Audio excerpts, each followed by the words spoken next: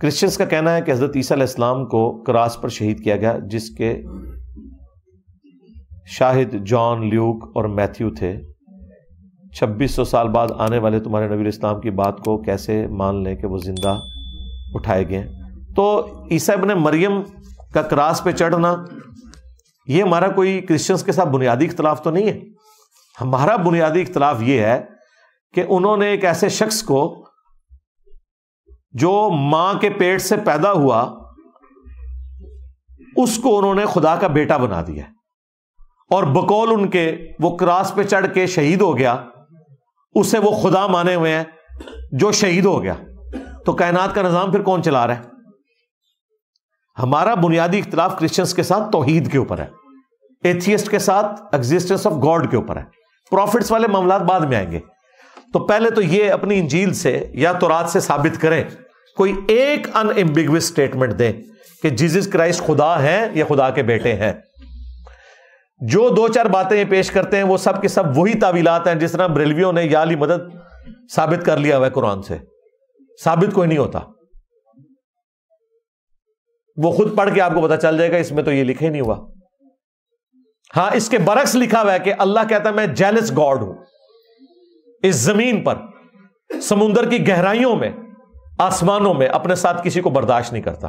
کتنے کرسچنز مسلمان ہوئے ہیں جب انہوں نے صرف تورات ترجمے سے پڑھ لی، جس طرح آپ لوگ قرآن ترجمے سے پڑھ کے مسلمان ہو جاتے ہیں۔ مسلمان جس طرح مسلمان ہوتے ہیں وہ بھی ہوتے ہیں۔ جوشوا ایک یوتھ منسٹر تھے امریکہ میں، جنہوں نے تورات اور انجیل ینگ ایج میں پڑھ لی ہوئی تھی، اور وہ یوتھ منسٹر ایک ٹائٹل ہے جو ایک چھوٹے پریسٹ اور پادری کو وہ دیتے ہیں۔ تو اس کی ریولٹ ہونے کی سٹوری رکھی ہے، how Bible led me to accept Islam, Bible کی وجہ سے میں اسلام تک کیسے پہنچا۔ وہ کہتا ہے جب میں نے بائبل پڑھی تو مجھے اندازہ ہوا کہ اللہ تو اپنے ساتھ کسی کو برداشت ہی نہیں کرتا، تو یہ ہم نے 3 خداؤں کا عقیدہ کہاں سے نکال دیا؟ یہ تو سارا فراڈ کے اوپر مبنی ہے۔ یا خدا نخواستہ اللہ ہی عیسیٰ ابن مریم ہے، یہ کہاں سے ہم نے عقیدہ نکال لیا؟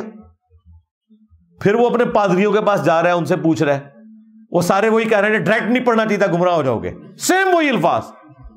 انہوں نے کہا ڈائریکٹ منو دس رہے ہو، میں تو خود مطلب پادریوں والا کورس کیا ہوا ہے، میرے پاس تو مفتی کی ڈگری ہے۔ کرتے کرتے پھر اسے کوئی اپنا ینگ ایج کا دوست ملا، کوئی افریقن مسلمان تھا کسی لائبریری میں، وہ وہاں پہ کتابیں وغیرہ دیکھ رہا تھا۔ تو وہاں پہ یورپ امریکہ میں جو اسلام کا تعارف گوروں نے کروایا تو وہ تو کچھ اور ہی کرایا ہوا ہے۔ پھر اس مسلمان نے کہا بھائی اسلام یہ نہیں ہے، قرآن پڑھو۔ وہ اسے پھر جمعے کی نماز میں ساتھ لے گیا، وہاں جا کے وہاں کے ظاہر ہے وہ پاکستانی امام مسجد تو نہیں ہے، یہ تو مسلمانوں کو بغیر وضو کے قرآن کو نہیں ہاتھ لگانے دیتے، انہوں نے غیر مسلم کو قرآن کہاں پڑھنے کے لیے دینا ہے۔ انہوں نے اس امام نے انہیں مسجد میں جمعے کی نماز کے بعد قرآن گفٹ کیا جی، ہفتہ اتوار سوموار کی صبح تک پورا قرآن وہ پڑھ چکا ہوا تھا، جو آپ اور آپ کے ماں باپ اور ان کے ماں باپ اور ان کے بزرگ بھی جن کو وہ مانتے ہیں پوری زندگی نہیں پڑھ سکے قرآن۔ اس نے 2 راتوں میں پورا قرآن ختم کیا، اور کہتا ہے میں تو پہلی رات ہی اپنا دل اس قرآن کو دے دیا تھا، کیونکہ وہ توحید جو تورات میں تھی، انجیل میں تھی، وہ قرآن میں پائی، اور وہ کمزوری جو تورات اور انجیل میں تھی، چونکہ وہ ٹیمپرڈ ہے نا، مسخ شدہ ہے، کہ انبیاء کرام کا جو غلیظ کریکٹر اس میں بتایا گیا ہے، نعوذ باللہ، حضرت لوط علیہ السلام کا اپنی بیٹیوں کے ساتھ بدکاری کرنا، داؤد علیہ السلام کا اپنی صحابی کی عورت کے اوپر عاشق ہونا، جو کشف المحجوب میں بھی واقعہ لکھا ہوا ہے۔ ہمیں کہتے ہیں یہودی ایجنٹ، یہودی ایجنٹ تو وہ ہیں پھر جن کی کتابوں میں یہ والے یہودیوں والے واقعات مل رہے ہیں۔ میں تھوڑے اینڈلرز نو پھاڑ لینا سیدھا۔ ہاں حضرت داؤد والا وہ واقعہ کشف المحجوب میں لکھا ہوا ہے، علی اجویری صاحب کی کتاب میں نہیں، انہوں نے نہیں پایا، بعد ہی پایا گیا سی، دسیا کہ نہیں انجینئر صاحب نے، تو تھوڑے بزرگ ایویں پھر کھاندے رہے دے، تو سب فراڈ ہے، وہ پوری کتاب ہی فراڈ ہے ساڑھے نزدیک، سوائے جو آیتیں اس میں لکھی ہوئی ہیں یا حدیثیں کوئی 2-4 صحیح لکھ دی ہیں۔ تو اس نے کہا یہ نبیوں کا کریکٹر اس طریقے سے بیان ہو رہا ہے، اور قرآن جس طرح نبیوں کا کریکٹر بیان کرتا ہے، یہ ہے وہ کریکٹر جو ایک آئیڈیل کریکٹر ہونا چاہیے۔ تو وہ مسلمان ہو گیا۔ اس کی سٹوری آپ ضرور دیکھیں، how Bible led me to accept Islam. اس نے پھر جو اس میں تلخ جملے مسلمانوں کے لیے بولے ہیں،